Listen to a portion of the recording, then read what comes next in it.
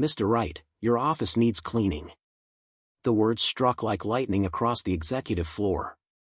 Emily Jackson stood in the doorway, mop and bucket in hand, watching as Richard Wright's lip curled in disgust. He didn't bother looking up from his Italian leather chair, his eyes fixed on financial reports worth more than her yearly salary. "Can't you see I'm in the middle of something important? Unlike whatever it is you do all day." His voice dripped with contempt, each syllable a reminder of what he believed was the natural order of things. She remained motionless, her work uniform a stark contrast to his tailored Armani suit. What Richard didn't notice was the small smile playing at the corners of her mouth. In exactly 17 minutes, his arrogance would shatter like fine crystal on marble floors. Have you ever witnessed someone's entire worldview collapse in real time? What happens next will leave you speechless. Before we jump back in, tell us where you're tuning in from, and if this story touches you, make sure you're subscribed, because tomorrow, I've saved something extra special for you. 9:43 a.m. Pinnacle Tower, 47th floor executive suite. Richard Wright had perfected the art of looking through people rather than at them over his 15-year climb to senior vice president of acquisitions at Meridian Capital. He excelled at evaluating assets, calculating risks, and dismissing those he considered beneath his station. The cleaning staff fell firmly into this category, necessary inconveniences who existed in his peripheral vision like office furniture that occasionally moved. Emily Jackson had been invisible to men like Richard for the 8 months she'd worked at Pinnacle Tower. Her uniform, a simple gray outfit with citywide cleaning services embroidered on the breast pocket, was designed to blend into the background of corporate America. The perfect camouflage. But today was different. Today, Emily wasn't trying to blend in. She was making her presence known. "Mr. Wright," she repeated, her voice steady. "I need to clean your office before the executive meeting at 10:30. Richard's sigh was theatrical, designed to communicate the profound inconvenience she represented. He glanced at his Patek Philippe watch, $87,000 of precision engineering that cost more than what Emily supposedly made in 3 years. "Fine. Make it quick. And don't touch anything on my desk." Around them, the executive floor hummed with morning energy. Administrative assistants coordinated schedules with military precision. Junior executives hurried between meetings, clutching coffee cups and tablets. The financial ecosystem of Pinnacle Tower operated with the clockwork precision of a well-funded machine, each person understanding their place within its hierarchy. Jessica Chen, Richard's executive assistant, watched the interaction from her desk outside his office. Her fingers hovered over her keyboard as she considered whether to intervene. She'd witnessed Richard's dismissive behavior towards the cleaning staff many times before, but something about Emily's demeanor today made her pause. The woman wasn't cowering or apologizing for her existence. She was standing her ground with a confidence that seemed oddly misplaced for someone wielding a mop. 20 minutes, Richard barked, rising from his chair with obvious irritation. Not a second longer. "I have the Peterson portfolio to review before the board arrives." He brushed past Emily without making eye contact, the custom Italian wool of his suit sleeve recoiling from contact with her uniform as if the polyester blend might somehow be contagious. Emily stepped aside, her movement graceful despite the industrial cleaning equipment she carried. "Thank you, Mr. Wright. I appreciate your accommodation." There was something in her tone, a subtle emphasis, perhaps, that should have registered as unusual, but Richard was already mentally calculating potential returns on the Peterson acquisition, his mind occupied with matters he considered infinitely more important than the woman now entering his corner office. As he strode toward the executive break room, smartphones emerged from designer briefcases. Madison Reynolds, head of digital marketing, angled her iPhone discreetly. Her social media instincts, honed over years of capturing authentic corporate moments, sensed something brewing. The tiny red recording light activated as Richard poured himself another cup of premium single-origin coffee, oblivious to the digital documentation of what would soon become the most significant morning of his professional life. "Did you see that?" Madison whispered to Terrence Jackson, VP of Operations. "The way he spoke to her?" Terrence nodded, his expression careful and measured. As one of only 3 black executives on the leadership team, he had developed a cautious approach to office politics. Some people never learn that respect costs nothing but pays dividends. Their whispered conversation carried across the break room's marble countertops, catching the attention of several other executives who had witnessed similar interactions. Some shifted uncomfortably, recognizing their own behavior reflected in Richard's dismissiveness. Others exchanged knowing glances, the unspoken acknowledgement of patterns they'd observed but never challenged. Back in the corner office, Emily moved with surprising efficiency. Her cleaning methods were methodical but seemed secondary to her careful observation of the room, noting the certificates on the wall, the family photos positioned for visitors to see, the subtle indicators of status scattered across the expansive space. The office told a story about Richard Wright, and Emily was reading between every line. Jessica, still monitoring from her desk, noticed that Emily spent more time examining the room than actually cleaning it. Her movements were precise, almost like someone taking mental measurements. When Emily opened her phone to check a message, Jessica caught a glimpse of what appeared to be architectural schematics on the screen, definitely not the typical content one would expect from a member of the cleaning staff. 9:52 a.m. Richard returned to find Emily finishing up, her cleaning cart neatly positioned by the door. "All done, Mr. Wright." Her voice carried a note of professional courtesy that didn't quite mask something else. Was it amusement? Richard barely acknowledged her, reclaiming his throne behind the mahogany desk that had been selected specifically for its intimidation factor. The desk wasn't just furniture, it was a power statement, designed to establish dominance over anyone sitting across from it. "Finally. Close the door on your way out." Emily remained in place, her stillness unusual enough that Richard actually looked up, irritation creasing his forehead. "Did you need something else?" "Actually, Mr. Wright, I was wondering if you'd received any updates about Pinnacle Tower's ownership status." The question was delivered with such casual confidence that it took several seconds for Richard to process the absurdity of a cleaner asking about corporate real estate holdings. His laugh was sharp and dismissive. "Excuse me? Why would the cleaning lady need to know about property ownership?" The condescension in his voice could have filled a swimming pool. "Shouldn't you be emptying trash cans somewhere?" Outside the office, Jessica's attention was now fully captured. She abandoned any pretense of working and focused entirely on the interaction unfolding through the glass walls of Richard's office. Madison and Terrence, returning from the break room, slowed their pace as they sensed the escalating tension. Preparing and narrating this story took us a lot of time, so if you are enjoying it, subscribe to our channel, it means a lot to us. Now back to the story.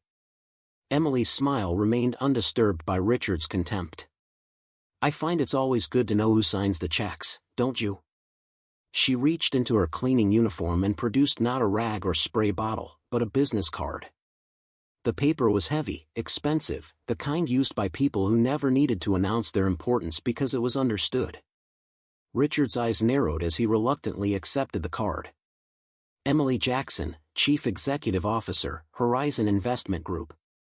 The embossed letters seemed to rise from the paper like an accusation. "What kind of joke is this?" His voice had lost some of its edge, uncertainty creeping in around the margins. "No joke, Mr. Wright. Horizon completed the acquisition of Pinnacle Tower last night at 11:47 p.m. The paperwork should have hit your inbox around 6:30 this morning, but I imagine it's buried under more important matters." She gestured toward his cluttered email inbox displayed on the massive monitor behind him. Richard's complexion shifted from confident pink to uncertain gray as he frantically searched through his emails.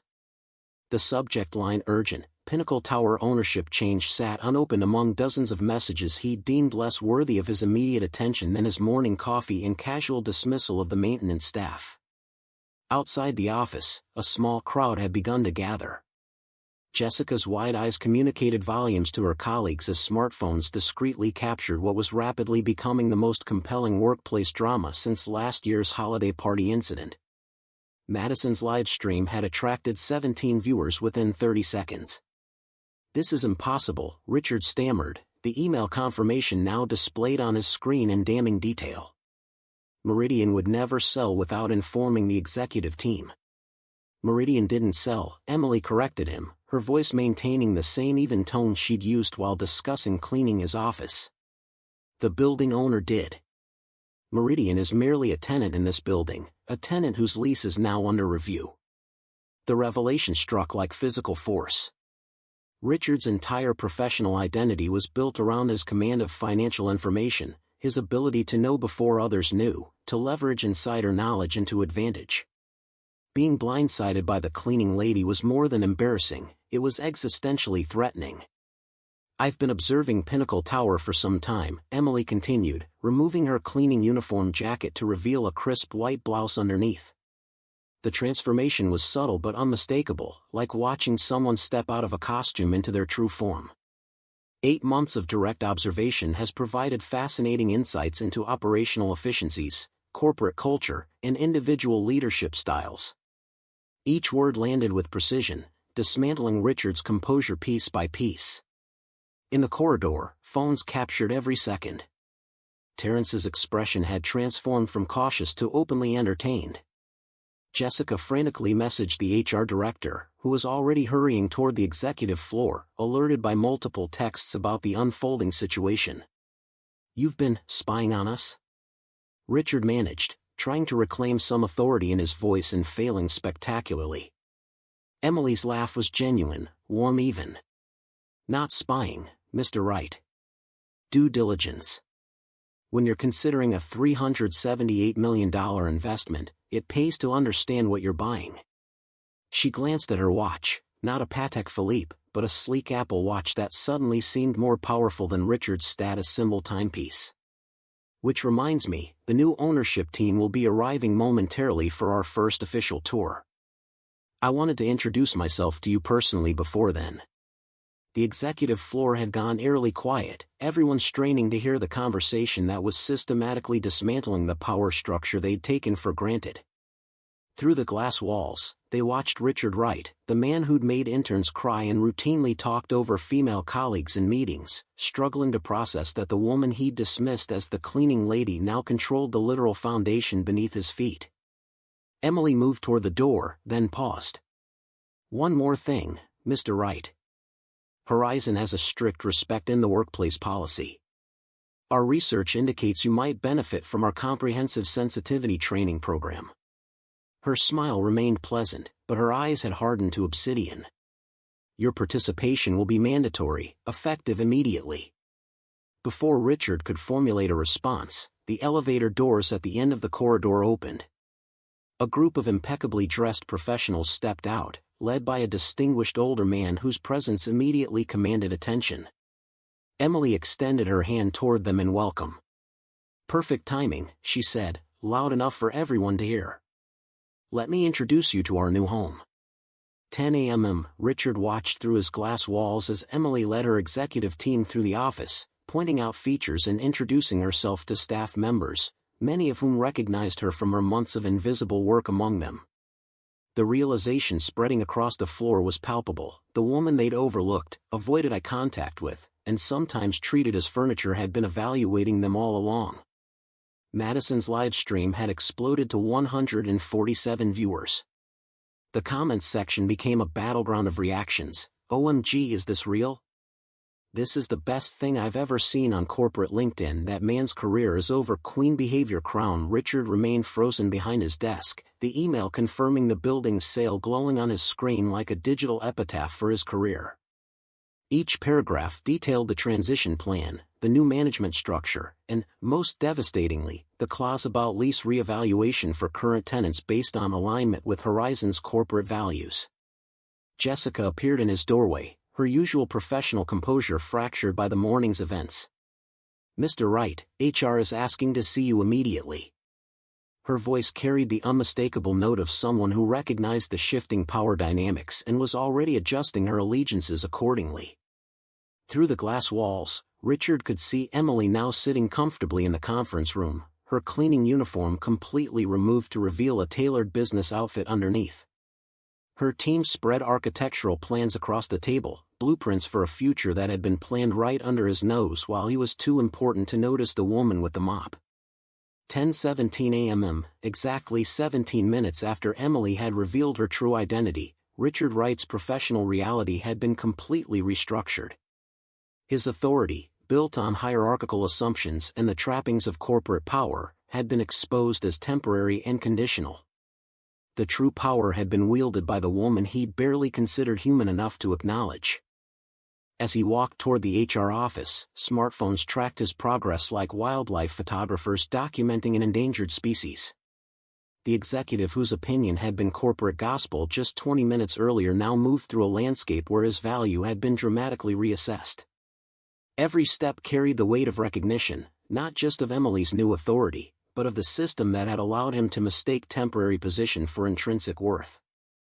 Emily watched his progress from the conference room, her expression neither triumphant nor vindictive. This wasn't personal for her.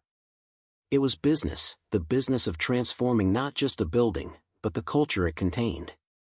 Richard Wright was merely the most visible symptom of a problem her acquisition had been designed to solve. She turned back to her team, her finger tracing a section of the blueprint spread before them.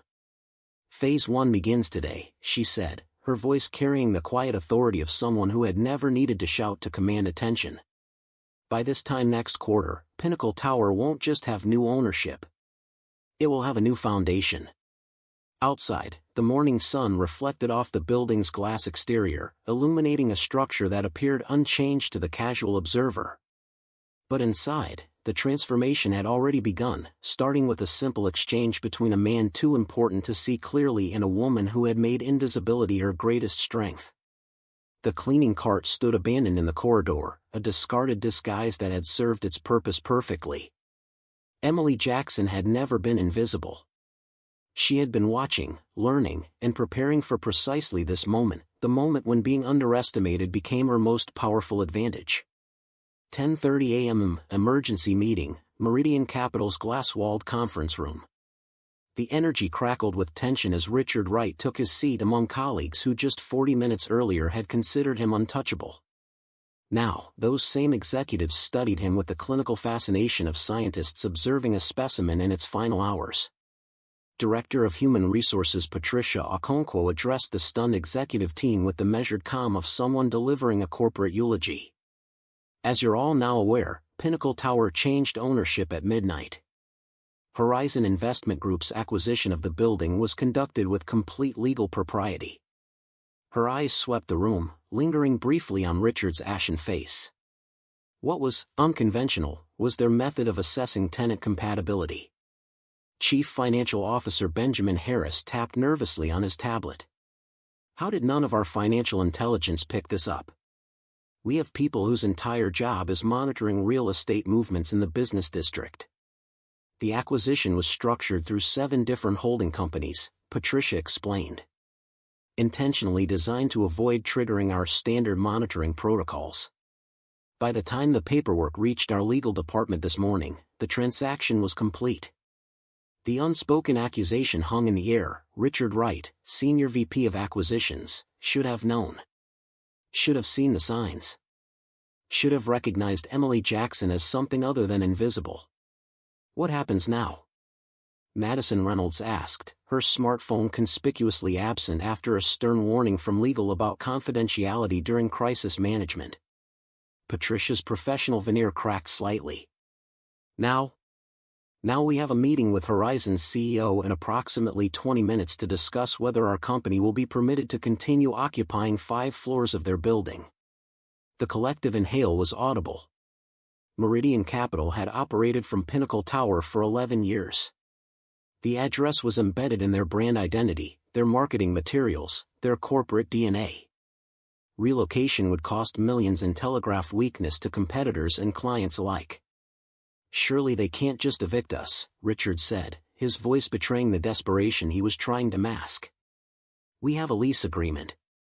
A lease agreement with a moral conduct clause, Patricia corrected, sliding a document across the polished table. Section 17. 3. Landlord reserves the right to terminate lease agreements with tenants whose corporate culture or individual conduct violates standards of professional respect and ethical treatment of all persons regardless of position, race, gender, or socioeconomic status. Richard's eyes scanned the page, recognition slowly dawning. This was boilerplate language. Nobody takes these clauses seriously. Horizon does, Patricia replied. And they have 8 months of documented evidence suggesting that our company, or at least certain representatives of our company, have violated these terms repeatedly. The conference room door opened. Jessica appeared, her expression communicating the gravity of what came next. Ms. Jackson and her team are ready to meet with you now. The executive floor had been transformed in the span of 45 minutes. Where cleaning carts had stood, security personnel in discreet Horizon uniforms now positioned themselves at strategic intervals. The temporary name placard on the main conference room already read Emily Jackson, CEO, the adhesive barely dry but the authority it represented fully solidified. Emily sat at the head of the table, the position Richard had occupied just yesterday during the quarterly strategy session. She wore a tailored navy suit that had been concealed beneath her cleaning uniform, the perfect metaphor for how her true identity had been hidden in plain sight while she evaluated every aspect of Meridian's operations from the ideal vantage point, invisibility. "Thank you for joining me," Emily began as the Meridian executives filed in. Her tone was professional, neither gloating nor apologetic. "I understand this morning has contained some unexpected developments for your team." Richard stared at the woman who had so thoroughly outmaneuvered him, searching for some explanation that would make sense of how completely he had misjudged her. Nothing in his 15 years of corporate experience had prepared him for having his professional identity dismantled by someone he had literally looked through rather than at. "Ms. Jackson," Patricia began, assuming the spokesperson role as Richard struggled to find his voice. "We appreciate your willingness to meet with us during this transition period. Meridian Capital has been a cornerstone tenant of Pinnacle Tower for over a decade, and we're eager to establish a positive relationship with Horizon Investment Group moving forward." Emily's smile was measured. "That's precisely what I'd like to discuss. Horizon didn't purchase this building as a simple real estate investment. We bought it as the first step in a comprehensive corporate culture initiative that we believe will transform how business is conducted in this city." She nodded to an assistant, who distributed leather portfolios to each Meridian executive. The Horizon logo embossed on the cover, subtle, elegant, confident, communicated volumes about the company's identity. "Inside you'll find our company philosophy, our expectations for tenant conduct, and our proposal for how Meridian might continue its tenancy under the new ownership structure." Richard opened the portfolio with the wary caution of someone expecting to find a corporate death sentence. Instead, he discovered something far more unsettling, a mirror. The first page contained a detailed account of his interaction with Emily that morning, presented not as an attack but as a case study in the behavior Horizon intended to eliminate from its properties. "For 8 months, Emily continued, I've been conducting what we call a cultural compatibility assessment. My team and I have documented over 300 interactions between executives and support staff, maintenance personnel, security, and food service workers. The results were illuminating." She pressed a button on a remote, and the wall-mounted display flickered to life. A series of video clips began playing, Richard dismissing a maintenance worker's concerns about a potential safety issue, Madison interrupting a junior female analyst repeatedly during a presentation, Benjamin berating a catering staff member for bringing regular creamer instead of oat milk. "This isn't just about Mr. Wright," Emily clarified as the executives shifted uncomfortably in their seats. "Our assessment revealed a pattern of behavior that extends throughout your corporate hierarchy. The individuals who clean your offices, secure your building, and serve your food have been systematically treated as less than human by those who consider themselves more important." Richard found his voice at last. "With all due respect, Ms. Jackson, how we interact with service personnel hardly seems grounds for threatening our lease." Emily turned to face him directly, her expression neither angry nor vindictive, something that somehow made her next words even more devastating. "Mr. Wright, how you treat people when you think they don't matter reveals everything about who you truly are. Horizon isn't interested in performative respect that emerges only when someone's title intimidates you. We're building a business ecosystem where dignity isn't contingent on status." The words struck with precision, dismantling Richard's defenses one by one.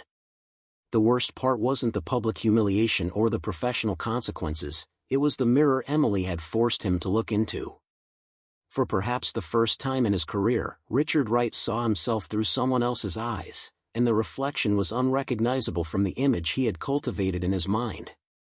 Emily continued, addressing the entire executive team now. Horizon doesn't want to evict Meridian Capital. That would be disruptive to your business and counterproductive to our goals. Instead, we're proposing a partnership, one that will transform your company culture from within. The second page of the portfolio outlined Horizon's proposal, a 3-month probationary period during which Meridian would implement comprehensive respect in the workplace protocols, unconscious bias training, and a revolutionary new evaluation system where performance reviews would come not just from supervisors but from administrative staff, maintenance personnel, and other traditionally overlooked employees. This isn't just about feeling good, Emily emphasized, anticipating the objection forming on Richard's lips.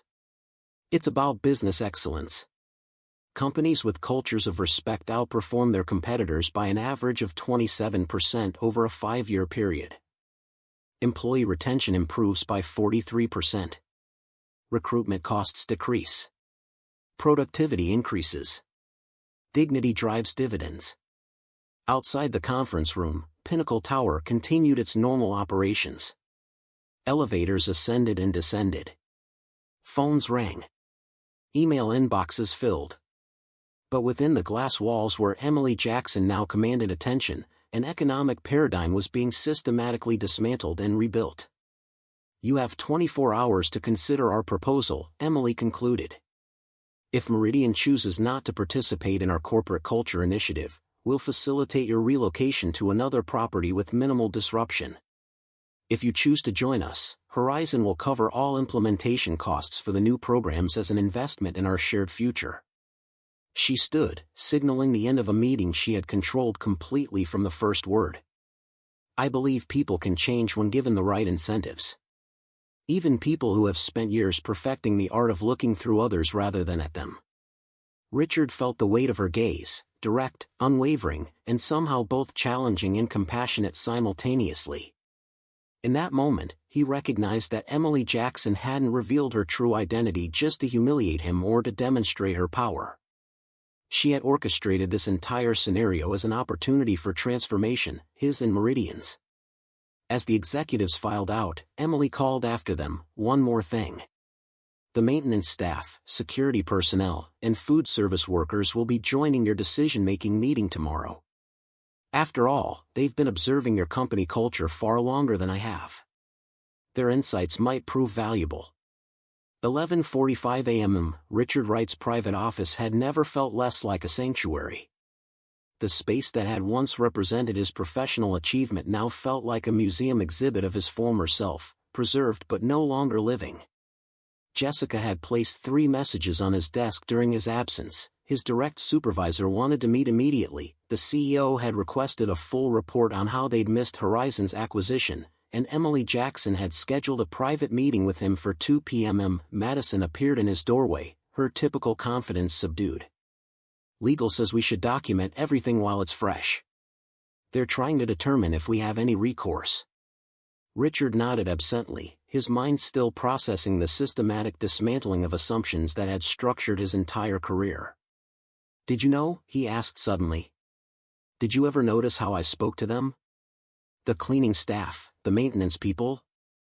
Madison's hesitation was answer enough. We all did it, Richard. Some more than others, but yes. It was part of the culture here. A culture I helped create, he acknowledged, the words surprisingly difficult to voice. What are you going to do about the meeting?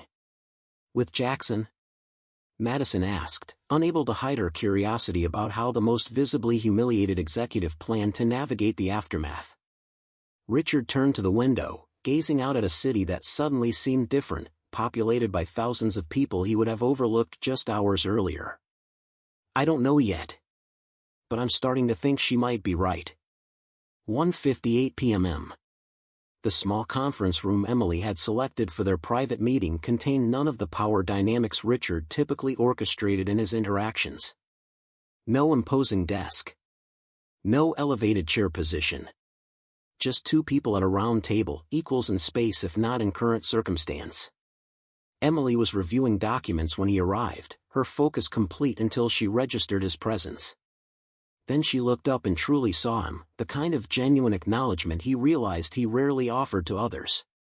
"Mr. Wright. Thank you for coming." She gestured to the chair across from her.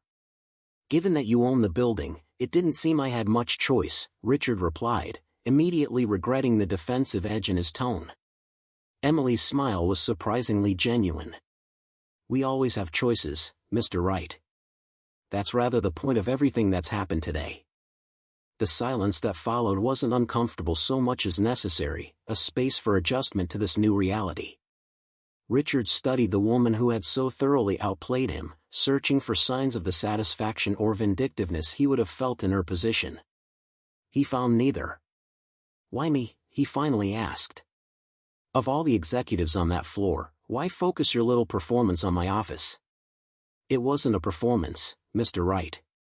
It was a demonstration." Emily set aside her papers and gave him her complete attention. "And I chose you because you weren't the worst offender, you were the most influential. Your behavior set the standard for everyone around you. When you dismissed people as invisible, you gave permission for an entire corporate culture to do the same." The assessment was so accurate that Richard found himself without a prepared response. In 15 years of corporate combat, he had developed defenses against almost every form of criticism, except, apparently, the simple truth delivered without malice. "What happens now?" he asked, the question carrying more vulnerability than he had intended. Emily considered him carefully before responding. "That depends entirely on you. Meridian will likely accept our proposal, the cost of relocation makes it the only logical choice. But your personal journey is separate from your company's decision." "And what journey would that be?" Richard couldn't keep the skepticism from his voice. "From someone who values people based on their utility to someone who recognizes their inherent dignity." She delivered the words not as judgment but as simple observation. "It's not an easy transformation. Most people never attempt it because the current system rewards the opposite behavior." Richard leaned back, studying her with genuine curiosity now. "And you think one humiliating morning is going to fundamentally change who I am? Who any of us are?" "No," Emily replied, her honesty disarming. "I think systematic incentives deployed over time change behavior, and eventually, behavior changes perspective. Horizon isn't interested in public shamings or moral grandstanding. We're interested in creating environments where respect becomes the most advantageous business strategy." She slid a document across the table, not the company proposal from earlier, but something specifically addressed to Richard Wright. "What's this?" he asked, not reaching for it yet. "An opportunity. Horizon is establishing a corporate culture transformation division. We need people who understand the mindset we're trying to change from the inside. People who have participated in the problem and therefore might have unique insights into the solution." Richard stared at the document, understanding slowly dawning. "You're offering me a job? After what happened this morning?" Emily's expression remained steady. "I'm offering you a choice. Continue operating in a system that rewards treating certain people as invisible, or help build something better. Your experience navigating corporate hierarchies is valuable. Your capacity for strategic thinking is impressive. The only question is whether you're willing to apply those talents to something more meaningful than the accumulation of status." For the first time in his professional life, Richard Wright found himself speechless. The woman he had dismissed as the cleaning lady just hours earlier was now offering him professional redemption, not through platitudes or performance, but through practical application of his existing skills toward a different end. "Why would you trust me with something like this?" he finally asked. "You don't know me. You've only seen the worst of me." Emily's response carried the weight of someone who had spent years observing human behavior from the shadows. "I've watched you for 8 months, Mr. Wright. I've seen how you treat people you consider important and how you treat people you don't. The gap between those behaviors tells me everything about your potential for growth. The question isn't whether you can change, it's whether you want to. 2:30 p.m. As Richard left the conference room, document in hand, the executive floor had already begun its transformation. Horizon security personnel were installing new access systems. IT specialists were updating network infrastructures. The physical manifestations of change were evident everywhere, but the most significant transformations were invisible, occurring within the minds of people who had arrived that morning certain of their place in the hierarchy only to have those certainties systematically dismantled. Richard paused at Jessica's desk. She looked up, her expression guarded, the natural response of someone who had witnessed his dismissive behavior toward those he considered beneath him for years. "Jessica," he began, then stopped, realizing he had no script for this moment. No corporate playbook for authentic human connection. "I owe you an apology." "Many apologies, actually." Her surprise was evident, but she remained professionally neutral. "For what specifically, Mr. Wright?" The question was fair, there were so many instances to choose from. "For not seeing you," he said finally. "For treating you as a function rather than a person. For all of it, honestly." Jessica studied him, looking for signs of performance or manipulation and finding what appeared to be genuine discomfort instead. "That's unexpected." "For both of us," Richard acknowledged. "But I'm beginning to think that unexpected might be exactly what I need right now." As he walked toward the elevator, Richard passed the break room where the morning's drama had begun. Emily's cleaning cart had been removed, but its absence spoke volumes about how completely she had executed her strategy. She had made herself invisible to access the truth, then made herself visible to deliver it with maximum impact. Outside, the afternoon sun illuminated Pinnacle Tower's glass exterior, the same building as this morning, yet fundamentally transformed by a shift in ownership that ran far deeper than property deeds. Emily Jackson hadn't just purchased a structure, she had acquired the opportunity to reshape the human ecosystem it contained. Richard's phone vibrated with an incoming email, the official company announcement about Horizon's acquisition and Meridian's impending decision regarding the culture transformation proposal. The corporate machinery was already adapting to the new reality, processing change through familiar channels of communication and action items. But for Richard Wright, standing at the threshold between his past self and an uncertain future, the most profound change couldn't be captured in corporate announcements or strategic initiatives.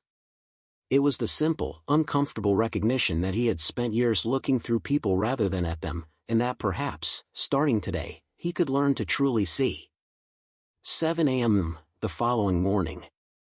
Richard Wright's routine had remained unchanged for nearly a decade: wake at 5:30, premium coffee prepared by his automated system, morning news briefing while on his Peloton, shower in his Italian marble bathroom, and arrive at the office by 7 o'clock to claim the quiet hour before the operational staff arrived. But today, as he stepped off the elevator onto the 47th floor, the familiar territory had become foreign land. Horizon security badges adorned the lapels of unfamiliar personnel. Installation crews were mounting new signage.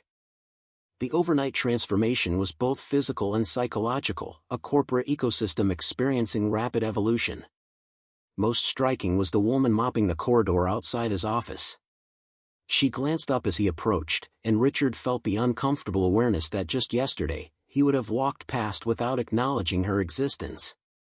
Today, he stopped.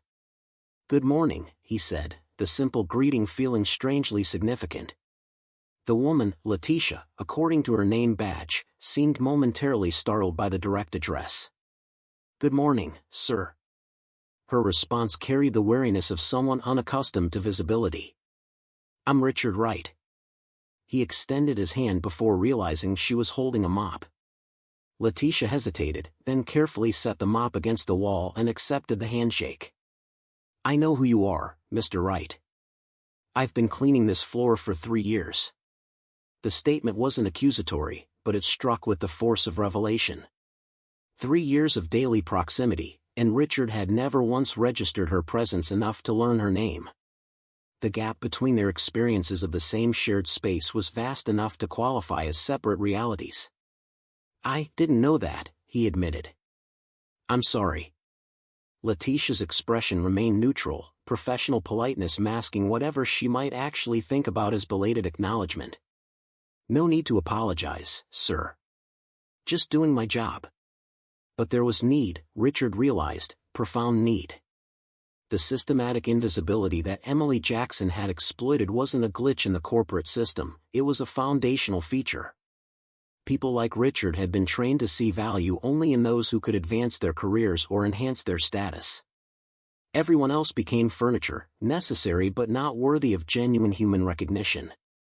As he continued toward his office, Richard noticed other members of the support staff, security guards, maintenance personnel, administrative assistants, observing him with careful attention.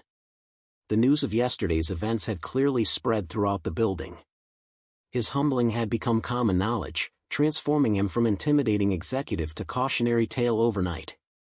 Jessica was already at her desk, reorganizing files with the focused efficiency that had made her invaluable to Richard's career, another contribution he had taken for granted. She looked up as he approached, her expression guarded. "Morning, Jessica." Richard paused, feeling the weight of years of entitlement between them. "I've been thinking about what happened yesterday." "Everyone has," she replied, her tone professional but distant. "I've made a decision about Emily Jackson's offer." He placed his briefcase on the edge of her desk, not carelessly as he might have done previously, but with deliberate care. "I'd like your opinion on it, if you're willing to share." Jessica's surprise was evident. In all their years working together, Richard had rarely asked for her opinion on matters beyond administrative details. "My opinion?" "Yes. You've observed my work habits, my interactions, my leadership style, probably more closely than anyone. I'd value your perspective on whether I'm capable of the kind of change Horizon is proposing." The question hung between them, genuine vulnerability from a man who had cultivated an image of unshakable confidence for his entire career. Jessica studied him, searching for signs of manipulation or performance. "You want my honest opinion?" she finally asked. "I do." Jessica set aside the files she'd been organizing. "I think you can change because you've never had to before. Everything in your professional environment has rewarded your behavior, your dismissiveness toward people you consider beneath you, your focus on status over substance, your willingness to step on others to climb higher." Each observation landed with uncomfortable precision.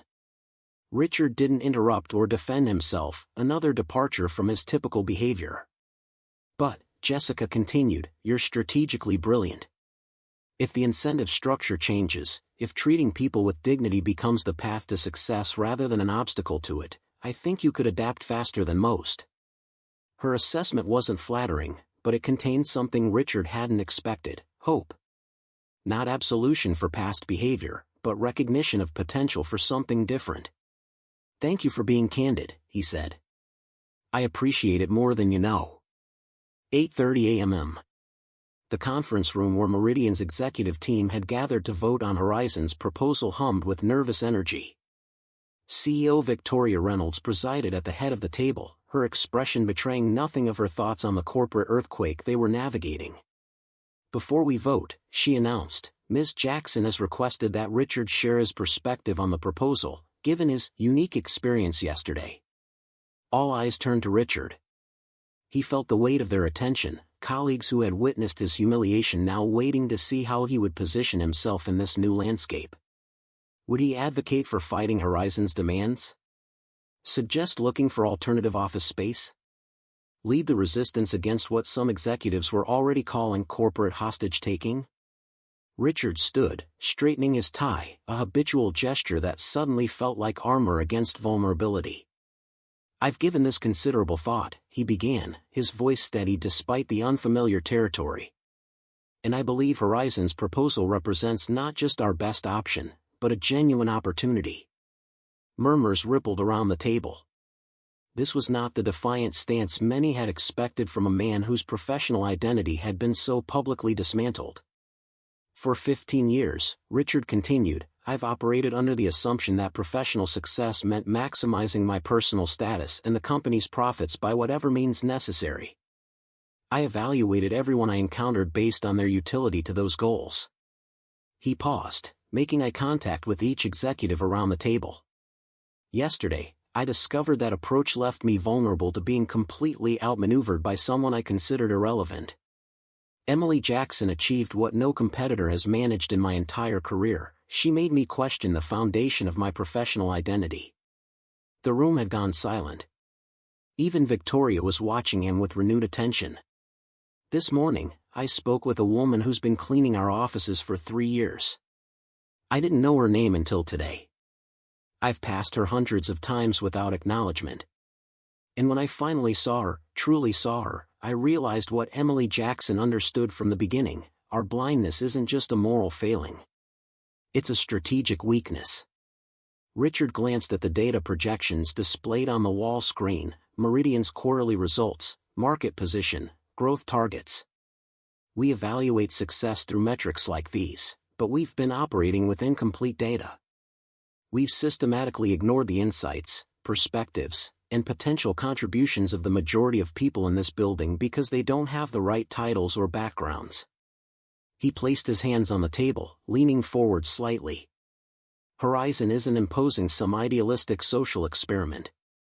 They're challenging us to recognize a fundamental business truth: sustainable success requires seeing value in every person who contributes to your organization, not just those who occupy corner offices. Victoria's expression had shifted from neutral to genuinely curious. Are you suggesting we should accept their terms without negotiation? I'm suggesting we recognize that their terms address a legitimate deficiency in our corporate culture, Richard replied. One that has limited our performance in ways we haven't measured because we didn't consider them worth measuring. Benjamin Harris, the CFO, frowned. This sounds suspiciously like you've been converted overnight, Richard.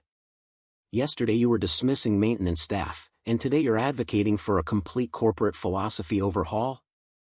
Richard met his skepticism directly. I'm not claiming moral enlightenment, Benjamin. I'm acknowledging strategic reality.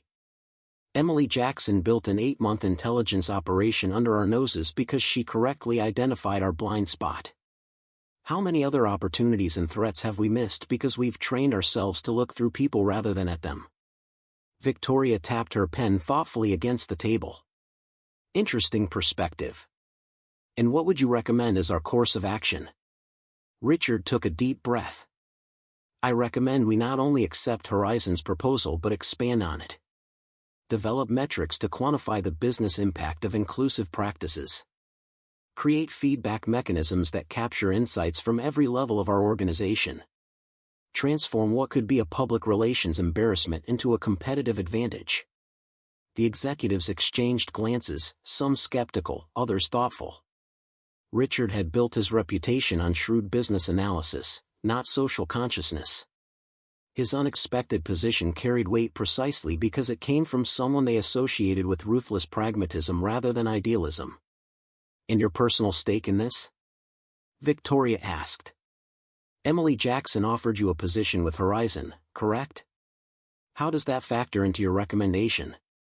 The question was fair. Potential conflict of interest deserved to be addressed openly. Yes, she offered me a role leading a new division focused on corporate culture transformation. I haven't accepted yet. My recommendation stands regardless of my personal decision. Victoria studied him for a long moment, then nodded. Thank you for your candor, Richard. Let's move to a vote. 10:15 a.m. News of Meridian Capital's unanimous decision to accept and expand upon Horizon's proposal reached Emily Jackson as she was reviewing architectural plans for Pinnacle Tower's lobby renovation. The space that had once been designed to intimidate with its scale and materials would be transformed to welcome with warmth and accessibility, a physical manifestation of the cultural shift she envisioned. When Richard Wright requested a meeting, Emily arranged to see him in the temporary workspace she had established on the 50th floor, a space deliberately designed with none of the power dynamics typical of executive offices. No imposing desk. No elevated seating position. Just comfortable furniture arranged for conversation rather than confrontation. Richard arrived precisely on time, carrying the document she had given him yesterday. The offer of a position with Horizon's new corporate culture transformation division. Meridian voted unanimously to accept your proposal, he began without preamble. Emily nodded. I heard. Congratulations on what I understand was a compelling presentation in support of the initiative. Richard's expression registered surprise. You have sources inside our executive meeting? I have relationships with people throughout this building, Emily corrected gently. People who have been invisible to Meridian's leadership but who see and hear everything. That's rather the point of this entire exercise. Richard acknowledged the distinction with a slight nod. Fair enough. I've come to discuss your job offer. Emily gestured to the chair across from her. I'm listening. Before I give you my decision, I need to understand something. Richard sat, placing the document on the table between them. Yesterday morning, you were disguised as a member of the cleaning staff. By afternoon, you revealed yourself as the CEO who now controls the building where my company operates. That's a dramatic transformation in how I perceive you, but it doesn't tell me who you actually are. The question was unexpectedly perceptive, not focused on the business proposition but on the person behind it. Emily studied him with renewed interest. Who I am is less important than what I represent, she replied. But since you've asked directly, I built Horizon Investment Group from nothing after experiencing precisely the kind of dismissive treatment you've specialized in throughout your career.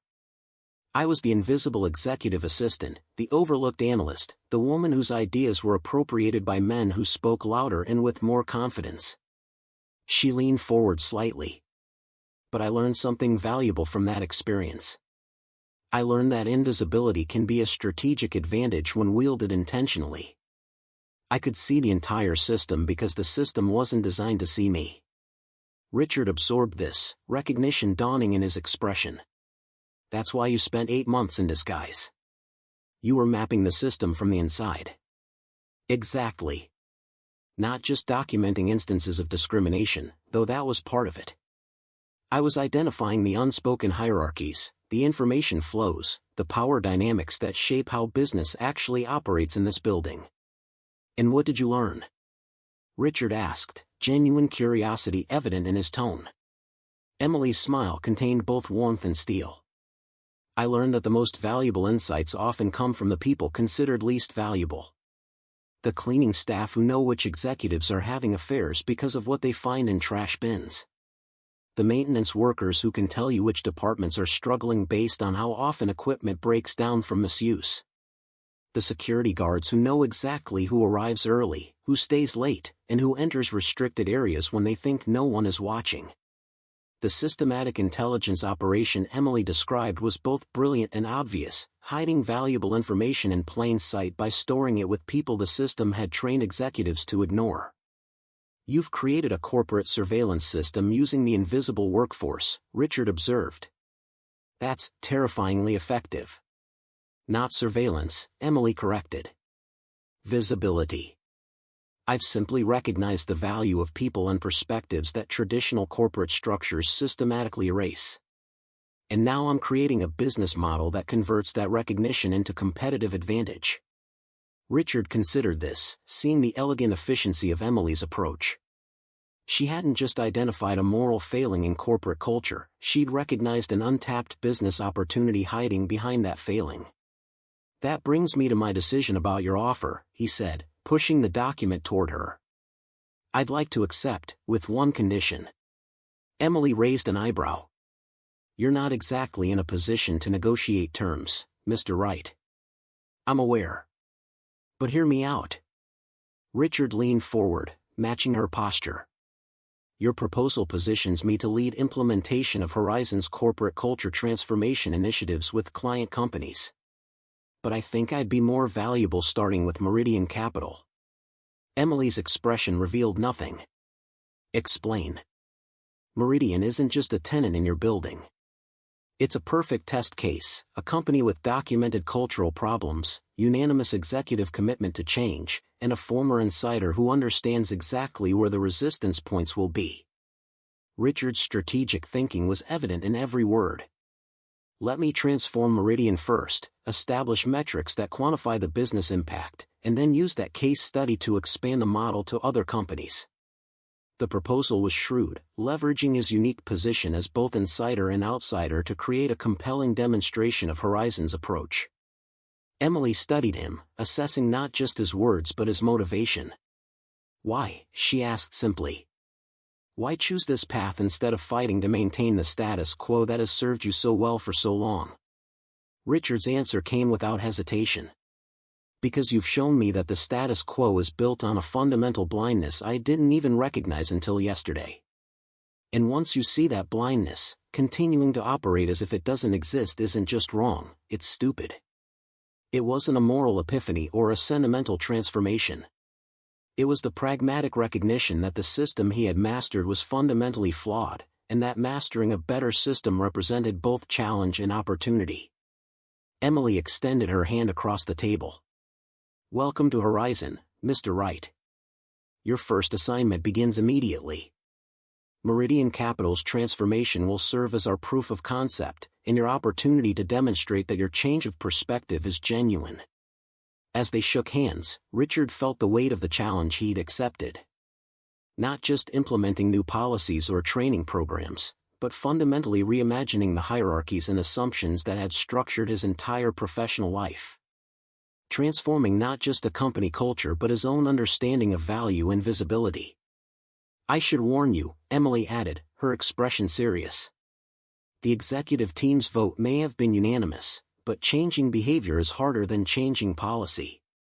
You'll face resistance from the very colleagues who approved this initiative." Richard nodded. "I know. Old habits die hard, especially when those habits have been rewarded for decades. Which is precisely why you're the right person for this role," Emily concluded. "You understand the mindset we're trying to change because it was your mindset until yesterday. Your journey from dismissiveness to recognition is exactly the transformation we're trying to create on a larger scale." As Richard left the meeting, he passed Letitia in the corridor, the woman he had spoken to for the first time that morning after 3 years of mutual invisibility.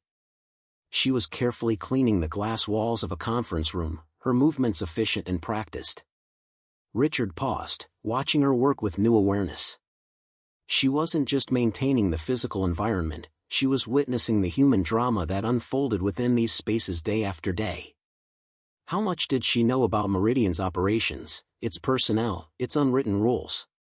What insights had she gained from years of systematic observation while being systematically overlooked? "Excuse me, Letitia," he said, approaching with newfound respect rather than his former condescension. "I'd like to ask you something, if you have a moment." Her surprise was evident but quickly masked by professional politeness. "Of course, Mr. Wright. I've been tasked with helping transform Meridian's corporate culture," he explained. "Based on your observations of our company, where would you suggest we start?" The question hung between them, a genuine request for insight from someone he would have considered irrelevant just 24 hours earlier. Letitia studied him, clearly assessing whether his interest was sincere or performative. "You really want my opinion?" she asked, echoing Jessica's earlier skepticism. "I do," Richard replied. "You've observed this company from a unique perspective for 3 years. That experience has value I failed to recognize until now." Letitia set down her cleaning cloth, and for the first time since Richard had noticed her existence, she smiled, not the professional courtesy smile of service staff, but the genuine expression of someone being truly seen. "In that case, Mr. Wright, I have quite a lot to tell you." 3 months later. The 47th floor of Pinnacle Tower hummed with a different energy than the day Emily Jackson had revealed herself as Horizon's CEO. The physical transformation was evident in the redesigned spaces, glass walls replaced with open collaborative areas, imposing executive offices converted to community hubs, new technology that facilitated connection rather than reinforced hierarchy. But the most profound changes weren't architectural. They lived in the hundreds of daily interactions that now unfolded with a different quality of awareness and respect. Richard Wright stood in what had once been his corner office, now transformed into a circular meeting space where employees from all levels gathered for the weekly culture transformation update. No elevated seating positions. No power desks. Just colleagues addressing challenges and celebrating progress as equals. The metrics continue to show significant improvement, Richard explained, gesturing toward the data displayed on the wall screen. Employee engagement up 37% from baseline. Voluntary turnover down 22%. Customer satisfaction scores climbing across all departments. Victoria Reynolds, still CEO of Meridian Capital but now leading with a fundamentally different approach, nodded appreciatively. The financial indicators are equally compelling. Productivity metrics have improved in every division where we've fully implemented the visibility protocols. The transformation hadn't been easy or immediate. The first weeks had been marked by resistance, skepticism, and occasional backsliding into old patterns of behavior. Some executives had embraced the changes enthusiastically, others had complied superficially while privately dismissing the initiative as corporate theater. But Richard had anticipated these challenges. His unique position, simultaneously insider and change agent, gave him perspective that someone parachuting in from outside would have lacked. He knew exactly where to look for resistance because he recognized the thought patterns that generated it. The most interesting finding, Richard continued, comes from our decision-making analysis. When we expanded input channels to include perspectives from traditionally overlooked staff, the quality of our strategic decisions improved by a measurable 28%. Madison Reynolds, who had embraced the transformation initiative with surprising enthusiasm, elaborated on this point. We've identified at least 3 major operational inefficiencies that had persisted for years simply because we never asked the people most directly affected by them. Our maintenance team had developed workarounds for system flaws that executives didn't even know existed. This was the economic case for dignity, the business justification that translated moral imperatives into financial outcomes. It wasn't just about treating people better because it was right, though it was. It was about recognizing that systematic dismissal of certain perspectives created blind spots that compromised business performance. Letitia Johnson, now Meridian's first director of operational intelligence, had been promoted from the cleaning staff based on her exceptional observational skills and system knowledge. Her insights had proven invaluable during the transformation process, identifying patterns of behavior and information flow that would have remained invisible to traditional management analysis. The support staff visibility initiative has been particularly successful, Letitia reported. When we implemented the anonymous feedback system, we received 347 operational improvement suggestions in the first month alone. 78% of those suggestions identified inefficiencies that management had never recognized. Richard watched her present with quiet satisfaction. The woman he had walked past for 3 years without acknowledgement now commanded the attention of Meridian's entire executive team, not because of charity or tokenism, but because her perspective genuinely improved business outcomes. The next phase focuses on scaling these protocols throughout our satellite offices, Richard explained as the meeting concluded. Emily will be joining us next week to review progress and discuss potential expansion of the model to other tenant companies within Pinnacle Tower. As the team dispersed, Benjamin Harris, initially one of the most skeptical executives, lingered behind. I have to admit, Wright, I didn't think this would work. It seemed like feel-good corporate nonsense divorced from business reality. Richard nodded, understanding the sentiment perfectly. I felt the same way 3 months ago. What changed your mind? Benjamin asked. Really changed it. I mean, not just the public conversion narrative you've been sharing. The question deserved a thoughtful response. Richard considered it carefully before answering. I realized that my success was built on a fundamental blindness. I'd trained myself to see value only in certain types of people, certain types of contributions. That blindness wasn't just a moral failing, it was a strategic vulnerability that Emily Jackson exploited perfectly. Benjamin absorbed this, his expression suggesting internal recalculation. And now? Now I understand that dismissing people as irrelevant isn't just wrong, it's stupid. Every person in this building has a unique vantage point on our operation. Ignoring those perspectives because of job titles or uniforms means operating with incomplete information. It wasn't a sentimental transformation. It was a strategic reassessment of where value actually resided in an organization, and recognition that traditional corporate hierarchies systematically obscured certain types of value because of who possessed them. Later that afternoon, Richard met with Emily in the same small conference room where she had offered him the position at Horizon 3 months earlier. The dynamic between them had evolved from adversarial to collaborative, built on mutual respect for each other's strategic capabilities. "The Meridian transformation has exceeded our expectations," Emily acknowledged, reviewing the comprehensive data Richard had compiled. "Particularly the economic impact metrics. Those will be crucial for expanding the model to other companies." Richard nodded, satisfied with the validation but already focused on next steps. "The question is how to scale effectively.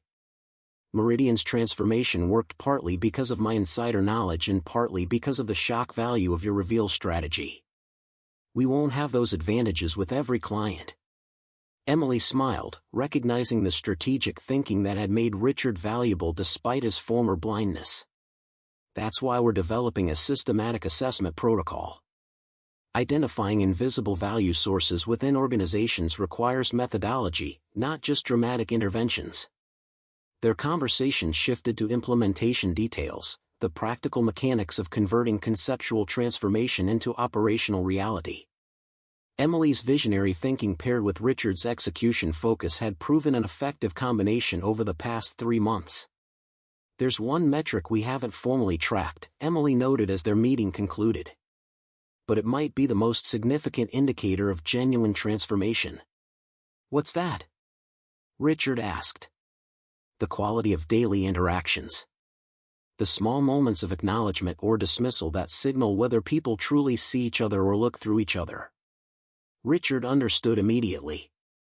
These were the moments that couldn't be captured in formal metrics but that constituted the lived reality of corporate culture, whether the executive acknowledged the maintenance worker by name, whether the administrative assistant was invited to contribute in strategy meetings, whether the cleaning staff were treated as furniture or as human beings with valuable perspectives. "Those moments matter most," Richard agreed. "They're where culture actually lives." As he left the meeting, Richard encountered Jessica in the corridor. Their working relationship had transformed dramatically since the day Emily had revealed herself.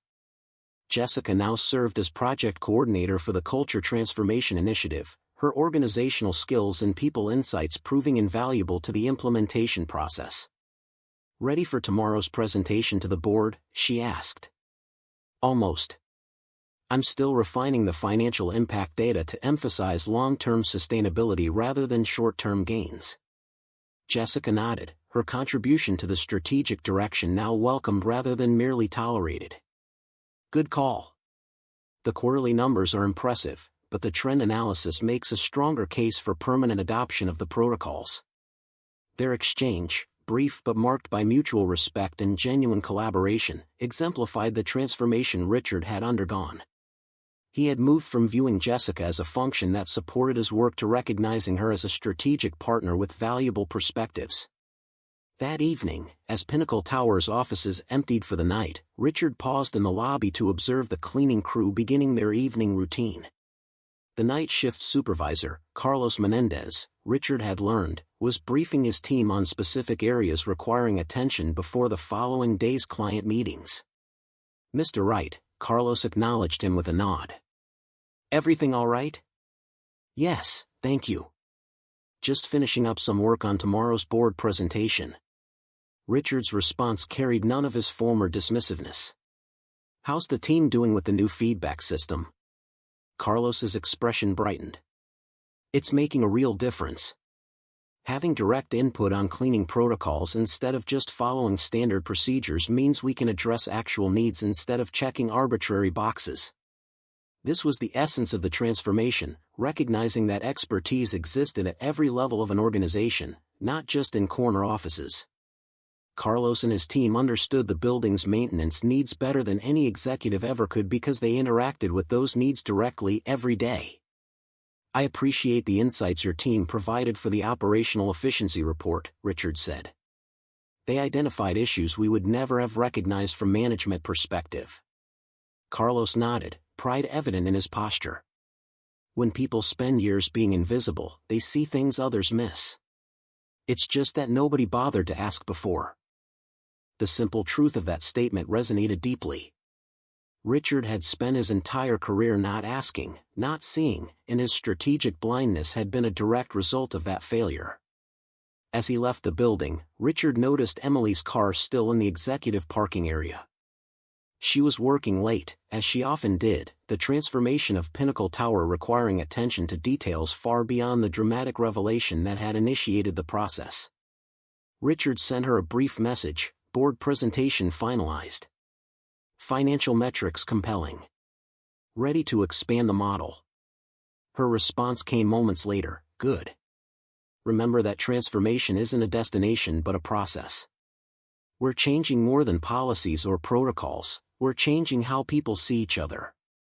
6 months after Emily Jackson had revealed herself as Horizon's CEO while disguised as a member of the cleaning staff, the transformation of Pinnacle Tower had become a case study in corporate culture revolution. Business journals featured articles analyzing the Horizon model of inclusive value recognition. Competitor companies sent observers to study the protocols that had generated such dramatic performance improvements. Richard Wright, once the embodiment of corporate blindness, had become an unlikely champion for systematic visibility. His journey from dismissiveness to recognition carried particular weight precisely because it hadn't been motivated by moral epiphany but by strategic reassessment. The morning that Emily had orchestrated his humbling had transformed more than Richard's career trajectory. It had fundamentally altered his understanding of where value resided in human systems, and how traditional hierarchies systematically obscured certain types of value because of who possessed them. 1 year later, Pinnacle Tower's lobby had been completely redesigned, no longer a space that communicated intimidation through scale and materials, but one that facilitated connection and recognition across traditional hierarchies. The physical transformation mirrored the cultural shift that had taken place throughout the building. Richard Wright stood at the podium, addressing representatives from 50 different companies who had gathered for the first Visibility Summit, a conference dedicated to sharing the methodology that had transformed Meridian Capital's performance metrics and subsequently expanded to 17 other organizations. The business case for dignity isn't complicated, Richard explained to the assembled executives. When you systematically overlook certain perspectives because of job titles or uniforms, you're operating with incomplete information. That's not just a moral failing, it's a strategic vulnerability. The data displayed behind him told a compelling story: improved productivity metrics, reduced turnover, enhanced decision-making quality, and ultimately superior financial performance across every company that had implemented the Horizon model. The transformation begins with a simple recognition, Richard continued. The person you've been looking through rather than it might possess exactly the insight your organization needs most. The question is whether you've created systems that allow that insight to reach you, or whether your hierarchies ensure it remains invisible. From the back of the room, Emily Jackson watched with quiet satisfaction. The vision she had developed during her years of being systematically overlooked had expanded beyond a single building into a movement that was transforming how businesses understood and accessed the full spectrum of human value within their organizations. Beside her stood Letitia, now Horizon's Vice President of Operational Intelligence, developing methodologies for identifying and elevating systematically overlooked perspectives within client companies. Her journey from invisible cleaner to respected executive embodied the transformation the Horizon model made possible. Did you know it would work this well? Letitia asked, gesturing toward the room full of executives eagerly absorbing principles that would have seemed revolutionary just 1 year earlier. Emily's smile acknowledged both progress and perspective. I knew the economic case for dignity was compelling. People are finally recognizing that dismissing others isn't just wrong, it's expensive. What surprised me is how quickly the model has spread once we quantified the costs of blindness. The true innovation hadn't been technological or procedural. It had been recognizing that traditional corporate hierarchies systematically wasted human potential by training certain people to look through rather than at others, and that reversing that pattern created measurable competitive advantage. As Richard concluded his presentation, he noticed a member of the cleaning staff discreetly entering the conference room to refill water pitchers. 1 year ago, he would have registered her presence only as function rather than person. Today, he paused mid-sentence to acknowledge her. "Thank you, Maria," he said, the simple recognition drawing surprised glances from executives still unaccustomed to such awareness. The moment was brief but significant, a demonstration of the principle Richard had been articulating. Seeing people who had traditionally been invisible wasn't just morally right. It was strategically sound. After the conference, as executives networked and exchanged contact information, Richard joined Emily and Letitia in the observation area overlooking the lobby. "What's next?" he asked, their shared vision having already exceeded initial projections. Emily's expression combined satisfaction with characteristic ambition. "Next we scale beyond corporate environments into healthcare, education, government, any system where traditional hierarchies create strategic blindness by training certain people to look through rather than at others." The vision was expansive but grounded in proven methodology. The transformation that had begun with a calculated humbling in a corner office had expanded into a systematic reassessment of how value was distributed, recognized, and accessed in human organizations. The economic case for dignity turns out to be the most compelling argument for seeing people clearly, Richard reflected, the irony not lost on him. We've quantified the costs of blindness, and it turns out we can't afford to continue dismissing people based on uniforms or job titles. Emily nodded. People who spent years being invisible developed perspectives that those in power desperately needed but systematically overlooked. All we did was create mechanisms to capture that value. As they watched the conference attendees disperse, executives returning to their organizations with new understanding of where value actually resided in their human systems, the transformation that had begun with a single calculated confrontation continued expanding, one moment of genuine recognition at a time. The cleaner who had been dismissed had purchased the building, but more importantly, she had transformed how business understood and accessed the full spectrum of human value, proving that dignity wasn't just a moral imperative but a strategic advantage. The true revolution hadn't been in property ownership. It had been in recognizing that traditional hierarchies systematically wasted human potential by training certain people to look through rather than at others, and that organizations that corrected this blindness gained measurable competitive advantage in a world where seeing clearly had become the most valuable business skill of all. Up next, you've got 2 more standout stories right on your screen. If this one hit the mark, you won't want to pass these up. Just click and check them out. And don't forget to subscribe and turn on the notification bell so you don't miss any upload from us.